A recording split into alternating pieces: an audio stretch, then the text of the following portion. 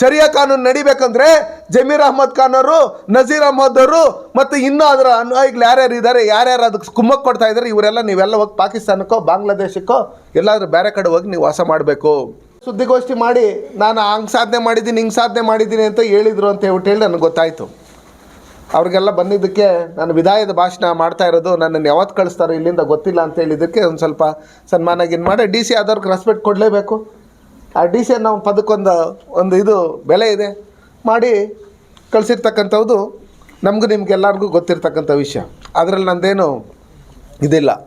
ಆದರೆ ಅವರು ಮಾಧ್ಯಮಗಳ ಮುಖಾಂತರ ನಾನೊಂದು ಕ್ವಶನ್ ಕೇಳೋಕ್ಕೆ ನಾನು ಇಷ್ಟಪಡ್ತೀನಿ ಅವ್ರನ್ನ. ಈ ಕೋಲಾರ ಜಿಲ್ಲೆಯಲ್ಲಿ ಯಾವ್ಯಾವ ಕಮ್ಯುನಿಟಿ ಎಷ್ಟಿಟ್ಟು ಇದೆ, ಗೌಡ್ರು ಎಷ್ಟಿದ್ದಾರೆ,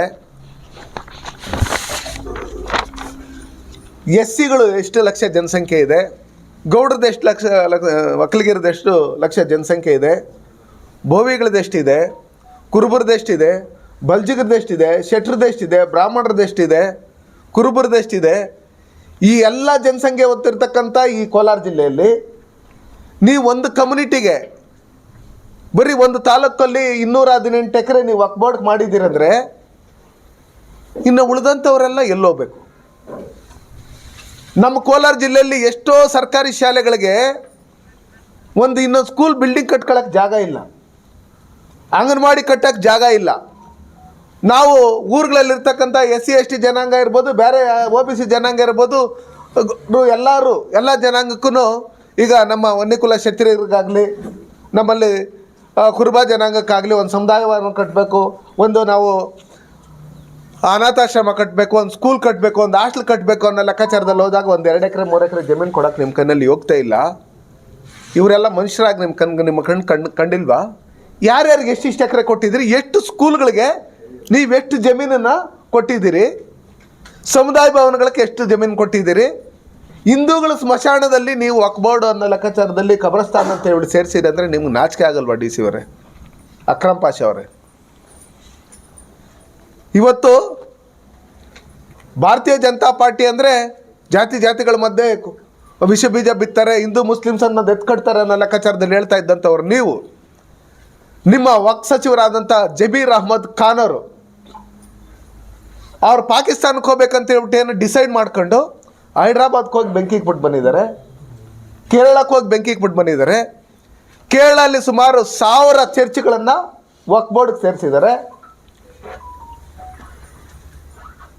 ಹೈದ್ರಾಬಾದಲ್ಲೂ 100 ವರ್ಷಗಳಿಂದ ಉಳುಮೆ ಮಾಡ್ಕೊಂಡಿರ್ತಕ್ಕಂಥ ರೈತರ ಜಮೀನುಗಳನ್ನು ವಕ್ಫ್ ಬೋರ್ಡ್ ಸೇರಿಸೋಂಥ ಕೆಲಸಗಳಿದೆ. ಎಲ್ಲೆಲ್ಲಿ ಕಾಂಗ್ರೆಸ್ ಸರ್ಕಾರ ಇದೆಯೋ ಆ ಕಾಂಗ್ರೆಸ್ ಸರ್ಕಾರ ಇರ್ತಕ್ಕಂಥ ಕಡೆ ಈ ರಾಹುಲ್ ಗಾಂಧಿ ಅವ್ರದ್ದೇನು ಆದೇಶ ಇದೆ, ಆದೇಶವನ್ನು ಪಾಲಿಸೋಂಥ ಕೆಲಸಗಳನ್ನು ನಮ್ಗೆ ಯಾವುದೇ ಕಾರಣಕ್ಕೂ ಈ ದೇಶದಲ್ಲಿರ್ತಕ್ಕಂಥ ಬಹುಸಂಖ್ಯಾತರು ಓಟ್ ಹಾಕಲ್ಲ. ನಮಗೆ ಒಂದೇ ಒಂದು ಕಮ್ಯುನಿಟಿನೇ ನಾವು ಗಟ್ಟಿ ಮಾಡ್ಕೊಬೇಕು, ಅವರೇ ನಮ್ಗೆ ಓಟ್ ಹಾಕೋದು ಅಂತೇಳಿ ತೀರ್ಮಾನ ಮಾಡ್ಕೊಂಡು ಇವತ್ತು ನೀವು ವಕ್ಫ್ ಬೋರ್ಡ್ಗೆ ಸೇರಿಸೋಂಥ ಕೆಲಸಗಳನ್ನು ಏನು ಮಾಡ್ತಾಯಿದ್ದೀರಿ? ನೀವು ಇಂಡಿಯಾ ಪಾಕಿಸ್ತಾನ್ ಅಂತೇಳಿ, ಹಿಂದೂಸ್ತಾನ್ ಪಾಕಿಸ್ತಾನ್ ಅಂತೇಳಿ ಡಿವೈಡ್ ಆಗಿದ್ದಾದಮೇಲೆ ನಿಮ್ಮದು ವಕ್ಫ್ ಬೋರ್ಡ್ ಇನ್ನೊಂದು ಮತ್ತೊಂದು ಅದನ್ನೇನೇ ಮಾಡ್ಕೊಂಡ್ರೆ ಇಲ್ಲಿ ಶರಿಯಾ ಕಾನೂನು ನಡೆಯಲ್ಲ. ಭಾರತ ದೇಶದಲ್ಲಿ ಸಂವಿಧಾನ ಡಾಕ್ಟರ್ ಬಾಬಾ ಸಾಹೇಬ್ ಅಂಬೇಡ್ಕರ್ ಕೊಟ್ಟಿರ್ತಕ್ಕಂಥ ಸಂವಿಧಾನದಲ್ಲಿ ಏನು ಕಾನೂನಿದೆ ಅದನ್ನೇ ನಡೆಯೋದು. ಶರಿಯಾ ಕಾನೂನು ನಡಿಬೇಕಂದ್ರೆ ಜಮೀರ್ ಅಹ್ಮದ್ ಖಾನ್ ಅವರು, ನಜೀರ್ ಅಹ್ಮದ್ ಅವರು ಮತ್ತು ಇನ್ನೂ ಅದರ ಅನ್ವಯಿಗಳು ಯಾರ್ಯಾರು ಇದ್ದಾರೆ, ಯಾರ್ಯಾರು ಅದಕ್ಕೆ ಕುಮ್ಮಕ್ಕೆ ಕೊಡ್ತಾ ಇದ್ದಾರೆ, ಇವರೆಲ್ಲ ನೀವೆಲ್ಲ ಹೋಗಿ ಪಾಕಿಸ್ತಾನಕ್ಕೋ ಬಾಂಗ್ಲಾದೇಶಕ್ಕೋ ಎಲ್ಲಾದರೂ ಬೇರೆ ಕಡೆ ಹೋಗಿ ನೀವು ವಾಸ ಮಾಡಬೇಕು. ಇವತ್ತು ಮುಸ್ಲಿಮ್ಸ್ ಕಮ್ಯುನಿಟಿ ಫುಲ್ ದೇಶನೇ ಇರ್ತಕ್ಕಂಥ ದೇಶಗಳಲ್ಲಿ ವಕ್ಫ್ ಬೋರ್ಡ್ ಇಲ್ಲ, ಆದರೆ ಭಾರತ ದೇಶದಲ್ಲಿದೆ. ಇದನ್ನು ವಕ್ಫ್ ಬೋರ್ಡ್ ಕಾನೂನನ್ನು ತಿದ್ದುಪಡಿ ಮಾಡಬೇಕು. ಇವತ್ತು ಎಷ್ಟೋ ಜನಕ್ಕೆ ರೈತರಿಗೆ ತೊಂದರೆ ಆಗ್ತಾ ಇದೆ. ಅವ್ರ ತಾತ ಮುತ್ತಾತ ಕಾಲದಿಂದ 3-4 ತಲೆಮಾರುಗಳಿಂದ ಪರ್ಚೇಸ್ ಮಾಡ್ಕೊಂಡಿರ್ತಕ್ಕಂಥ ಜಮೀನುಗಳನ್ನು ಇವತ್ತು ಪಾಣಿಯಲ್ಲಿ ಇಲ್ಲಿದೆ ಗ್ರಾಮ ನುಕ್ನಳ್ಳಿ, ಪಾಣಿಯಲ್ಲಿ ಹೆಸರಿರ್ತಕ್ಕಂಥವ್ರು ರಾಮಯ್ಯ ಪೆದ್ದನ್ನ ಅದನ್ನು ಏನು ಕರ್ನಾಟಕ ರಾಜ್ಯದಾದ್ಯಂತ ಕಾಂಗ್ರೆಸ್ ಸರ್ಕಾರ ಬಂದ ಮೇಲೆ ಯಾವ ರೀತಿ ದಲಿತರ ಮೇಲೆ, ರೈತರ ಮೇಲೆ, ಹಿಂದೂ ದೇವಸ್ಥಾನಗಳು, ಹಿಂದೂ ಸ್ಮಶಾನಗಳು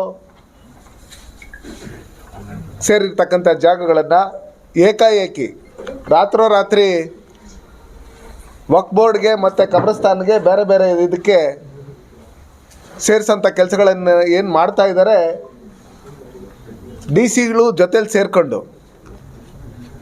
ನಾವೇನು ಜನಪ್ರತಿನಿಧಿಗಳಾಗಿದ್ದರೆ ನಮಗೆ ಅನೇಕ ರೈತರು, ಅನೇಕ ಪ್ರಗತಿಪರ ಹೋರಾಟಗಾರರು ಎಲ್ಲ ಫೋನ್ ಮಾಡಿ ಈ ಥರ ನಮ್ಮೂರಲ್ಲಿ ಹಿಂಗಾಗಿದೆ, ನಮ್ಮೂರಲ್ಲಿ ಹಿಂಗಾಗಿದೆ, ಅದನ್ನು ಹೋರಾಟ ಮಾಡಬೇಕು ಅಂತೇಳಿ ನಮಗಾಗಲಿ, ಸಂಪಂಗಣ್ಣಗಳಿಗೆ, ಓಂ ಶಕ್ತಿ ಚಲಪತಿ ಅವ್ರಿಗಾಗಲಿ, ನಮ್ಮ ಎಲ್ಲ ವೇದಿಕೆ ಮೇಲೆ ಇರ್ತಕ್ಕಂಥ ಎಲ್ಲ ಮುಖಂಡರುಗಳಿಗೂ ಫೋನ್ ಮಾಡ್ತಾಯಿದ್ದಾರೆ.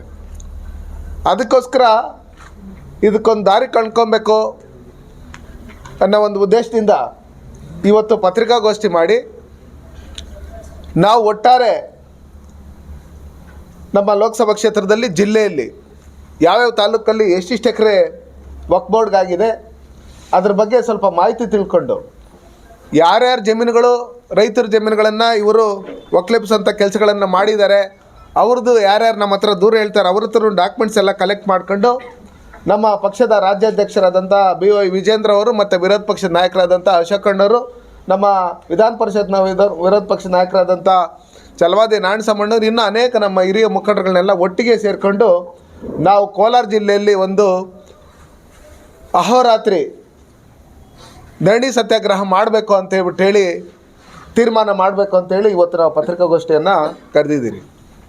ಬಂಧುಗಳೇ, ನೀವೆಲ್ಲ ಮಾಧ್ಯಮದವರು ಯಾರೇ ತಪ್ಪು ಮಾಡಿದ್ರೂ ಅದನ್ನು ಕ್ವಶನ್ ಮಾಡಿ ಇದು ಮಾಡಿ ನೀವು ಸರಿದಾರಿಯಲ್ಲಿ ಹೋಗ್ರಿ ಅಂತ ತಿದ್ದಿ ಹೇಳೋಂಥ ಕೆಲಸ ಪತ್ರಿಕಾ ರಂಗ ಮೊದಲಿಂದನೂ ಮಾಡ್ಕೊಂಬಂದಿದೆ. ಆದರೆ ಇತ್ತೀಚಿನ ದಿನಗಳಲ್ಲಿ ನಮ್ಮ ಕೋಲಾರ ಜಿಲ್ಲೆಯಲ್ಲಿ ಹಿಂದೆ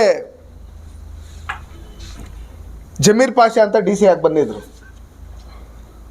ಆಗಿಂದ ಶುರು ಆದಂಥ ಈ ವಕ್ಫ್ ಬೋರ್ಡ್ಗೆ ರೈತರ ಜಮೀನುಗಳನ್ನು, ಸರ್ಕಾರಿ ಜಮೀನುಗಳನ್ನು ವಕ್ಫ್ ಬೋರ್ಡ್ಗೆ ಸೇರಿಸೋಂಥ ಕೆಲಸ ಅವತ್ತಿಂದ ಶುರುವಾಯಿತು. ಆ ಮಹಾನುಭಾವ ಚುನಾವಣೆಗೆ ನಿಂತ್ಕೊಬೇಕು ಅನ್ನೋ ಒಂದೇ ಒಂದು ಕಾರಣಕ್ಕೋಸ್ಕರ ಹಲವಾರು ರೈತರ ಜಮೀನುಗಳನ್ನು ವಕ್ಫ್ ಬೋರ್ಡ್ಗೆ ಸೇರಿಸಿ ಇಲ್ಲಿ ಏನು ಲಂಚ ತಗೊಂಡು ಅಧಿಕಾರದಲ್ಲಿದ್ದಾಗ ಹಣ ಮಾಡಿದ್ರು, ಆ ಹಣನ ತಗೊಂಬಂದು ರಾಜಕೀಯಕ್ಕೆ ನಿಂತ್ಕೊಂಡು, ಎಲೆಕ್ಷನ್ಗೆ ನಿಂತ್ಕೊಂಡು, MLA ಎಲೆಕ್ಷನ್ ನಿಂತ್ಕೊಂಡು ಅದನ್ನೆಲ್ಲ ಕಳ್ಕೊಂಡು ಮತ್ತೆ ಸತ್ತೋಗಿ ಮಣ್ಣಾಗೋದು.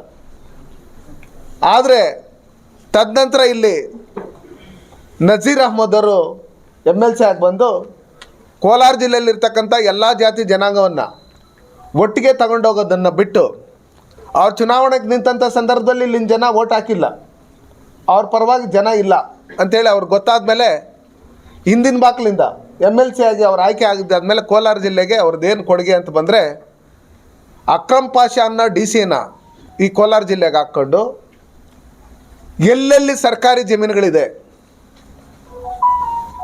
ಎಲ್ಲೆಲ್ಲಿ ಸುಮಾರು ವರ್ಷಗಳಿಂದ ಹಿಂದೂ ಮುಸ್ಲಿಮ್ಸರ ಮಧ್ಯೆ ಕೋರ್ಟಲ್ಲಿ ಕೇಸ್ ನಡೀತಾ ಇದೆ,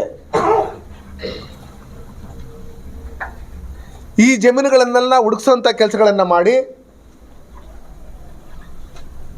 ಮುಂದಿನ ದಿನಗಳಲ್ಲಿ ಇಲ್ಲಿ ನಾನೇ ಚುನಾವಣೆಗೆ ನಿಂತ್ಕೊಬೇಕು, ಯಾರ್ಯಾರನ್ನೋ ಎಲೆಕ್ಷನ್ ನಿಲ್ಲಿಸೋದು ಬೇಡ, ಕೊತ್ತೂರು ಮಂಜು ಅವ್ರನ್ನಾಗಲಿ, ಅನಿಲ್ನಾಗಲಿ, ಮತ್ತೊಬ್ಬರನ್ನಾಗಲಿ ನಿಲ್ಲಿಸಿದ್ರೆ ಆಗಲ್ಲ, ನಾನೇ ನಿಂತ್ಕೊಬೇಕನ್ನೋ ಒಂದು ದುರುದ್ದೇಶ ಇಟ್ಕೊಂಡು ಇವತ್ತು ಕೋಲಾರ ತಾಲೂಕಿನಲ್ಲೇ 218 ಎಕರೆ ಜಮೀನನ್ನು, ರೈತರ ಹೆಸರುಗಳಲ್ಲಿರ್ತಕ್ಕಂಥ ಜಮೀನುಗಳನ್ನು ಇವತ್ತು ಅವರು ವಕ್ಫ್ ಬೋರ್ಡ್ಗೆ ಸೇರಿಸೋಂಥ ಕೆಲಸಗಳನ್ನು ನಜೀರ್ ಅಹ್ಮದ್ ಅವರು ನಮ್ಮ ಕೋಲಾರನ ಒಂದು ಕಮ್ಯುನಿಟಿಗೆ, ಮುಸ್ಲಿಮ್ಸ್ ಜನಾಂಗಕ್ಕೆ ಮಾತ್ರ DC ಆಗಿರ್ತಕ್ಕಂಥ ಅಕ್ರಮ್ ಪಾಷಾ ಅವರು ಸೇರಿ ವಕ್ಫ್ ಬೋರ್ಡ್ಗೆ ಸೇರಿಸಿದ್ದಾರೆ.